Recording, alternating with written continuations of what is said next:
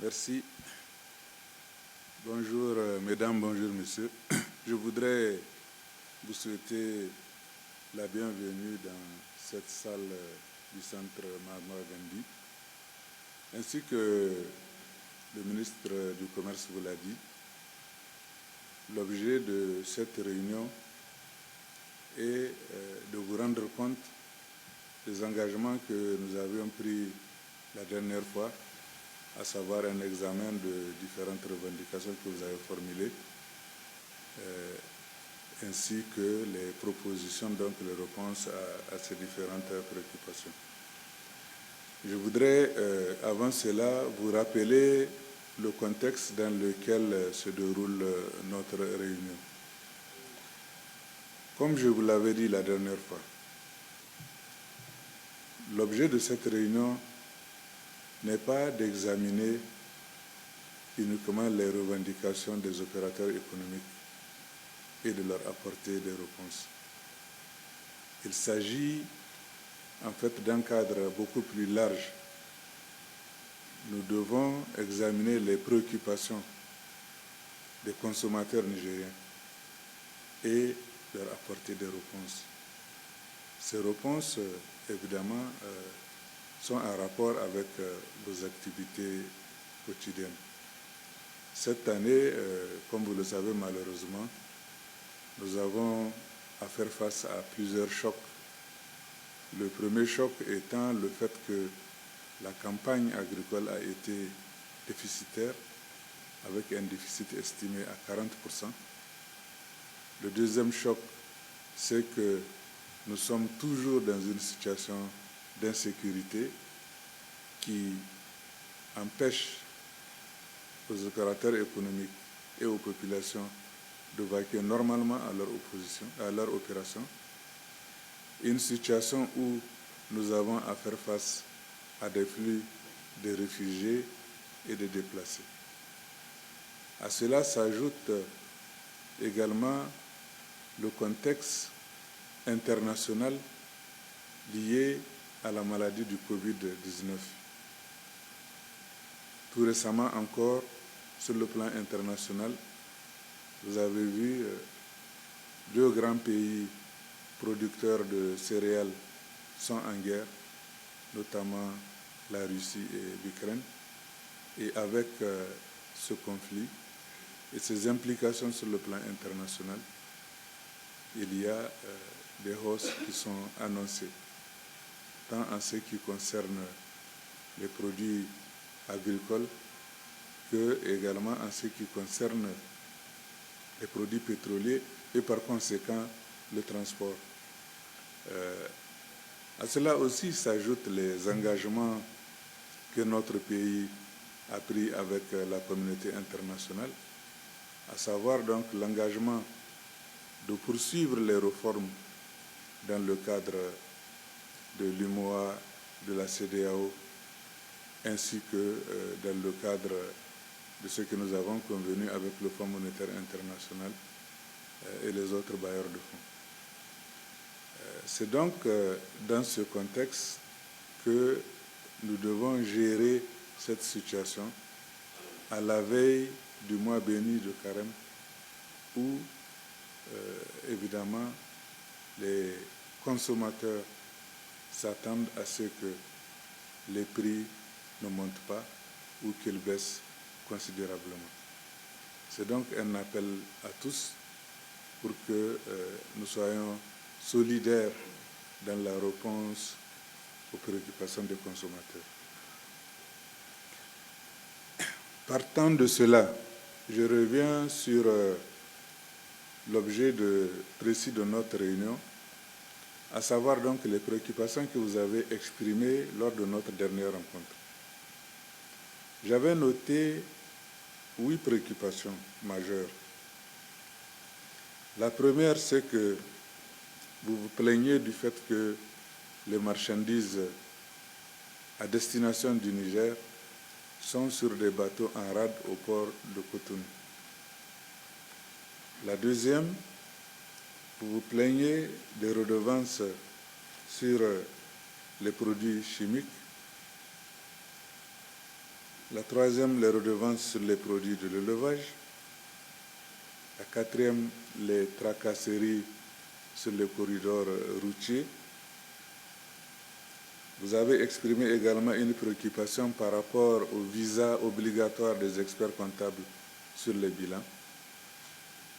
Vous avez exprimé une préoccupation sur le montant de l'impôt synthétique qui vous apparaît être en hausse par rapport aux années précédentes.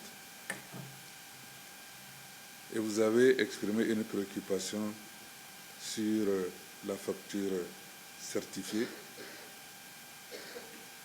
Également des préoccupations sur les taxes douanières sur un certain nombre de produits de grande consommation.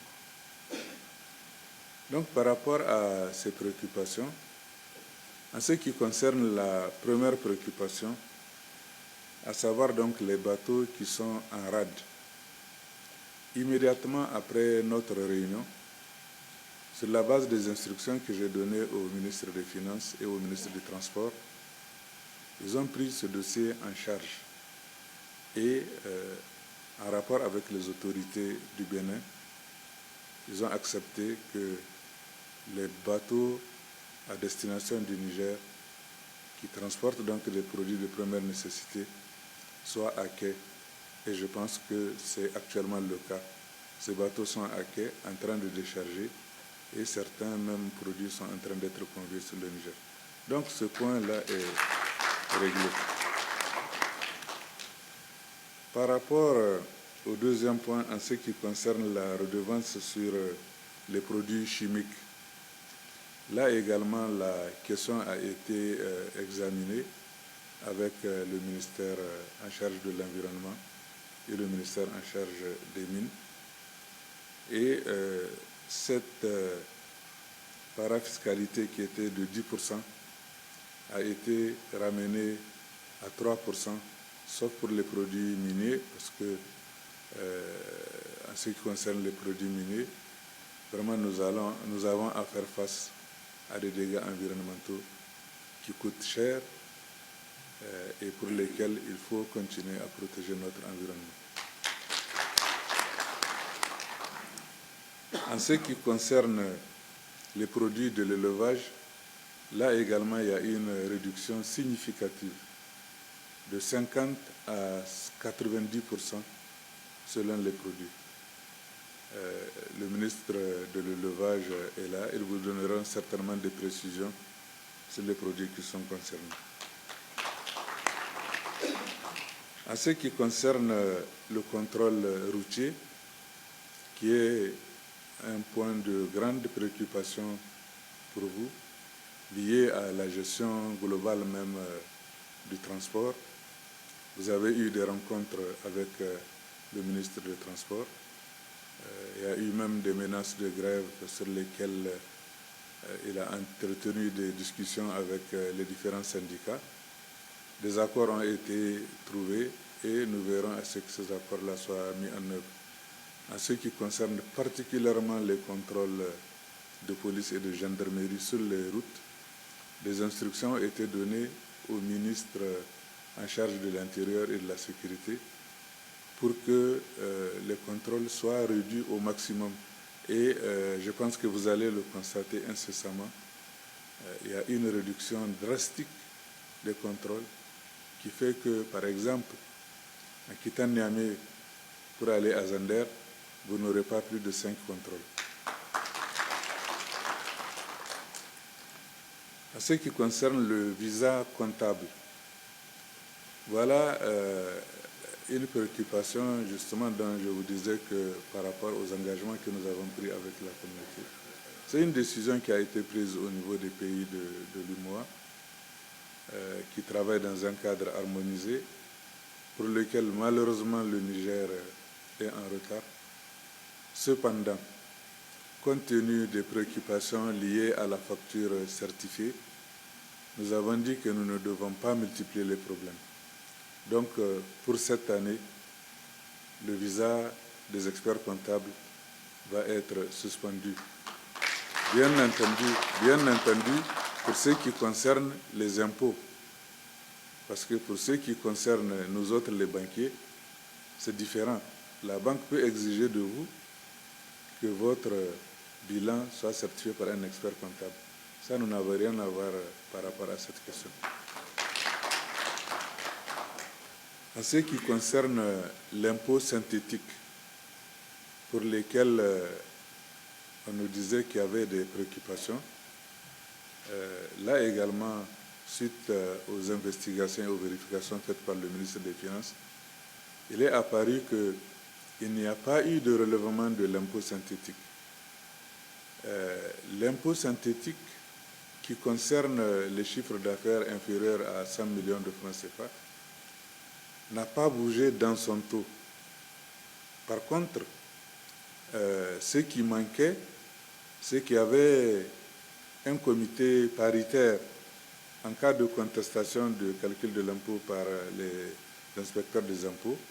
Il y a un comité paritaire composé justement des représentants des opérateurs économiques et du ministère des Finances qui fait des vérifications pour valider effectivement ou pour regarder la contestation de la personne. Donc ce comité paritaire a été mis en place par un arrêté du ministre des Finances signé le 15 mars dernier. Venons-en à la facture certifiée.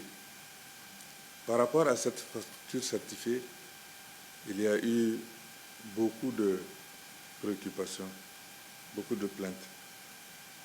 La première plainte, c'est qu'elle entraîne une concurrence déloyale parce que certains sont soumis à la facture certifiée, d'autres ne le sont pas. La deuxième, c'est qu'elle oblige celui qui a la machine à faire le précompte ISB. La troisième, ça concerne le fait qu'il y a des contrôles inopinés et fréquents auprès des détenteurs de ces machines certifiées. Donc, par rapport à toutes ces questions, les services techniques du ministère des Finances ont examiné la question et, point par point, ils ont essayé d'apporter des réponses.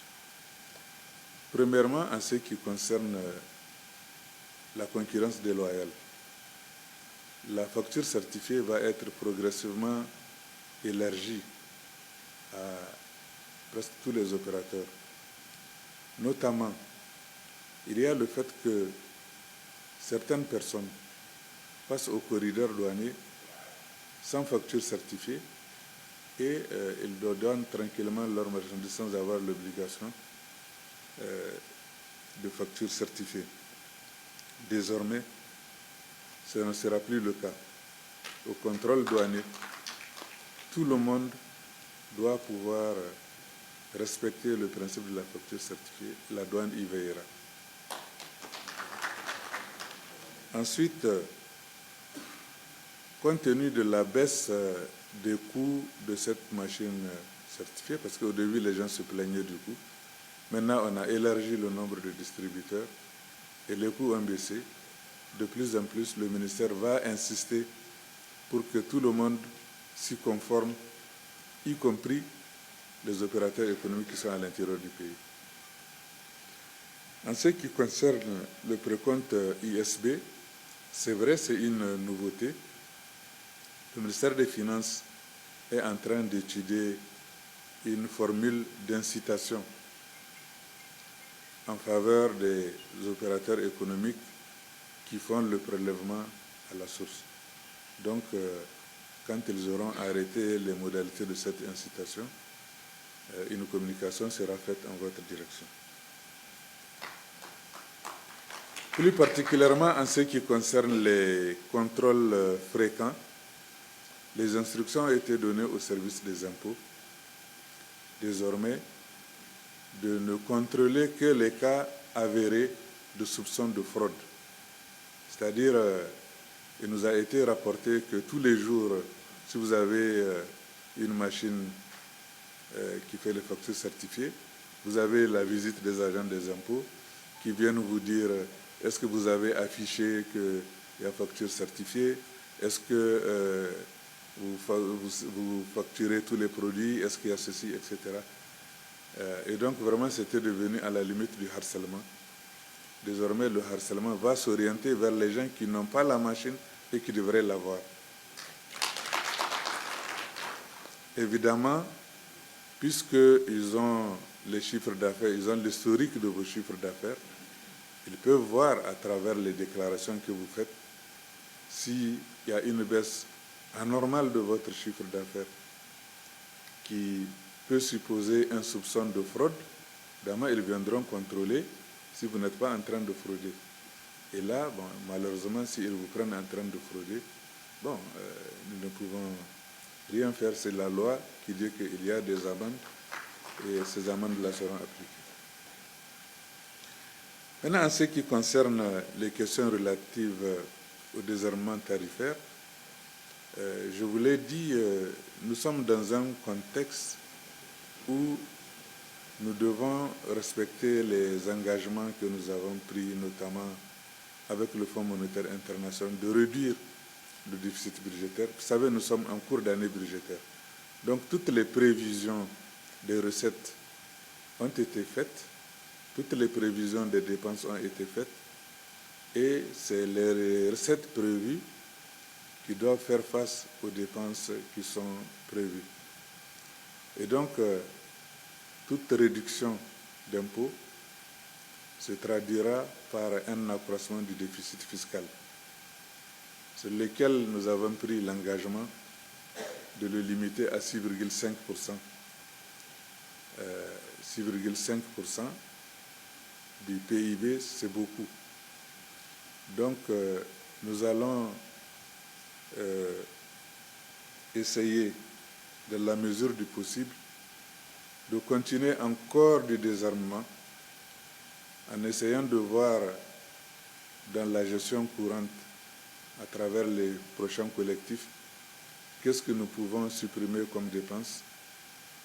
Et cela va se traduire certainement par un manque à gagner au niveau des impôts. Ce manque à gagner sur les propositions que nous avons faites est estimé à près de 7 milliards de francs CFA.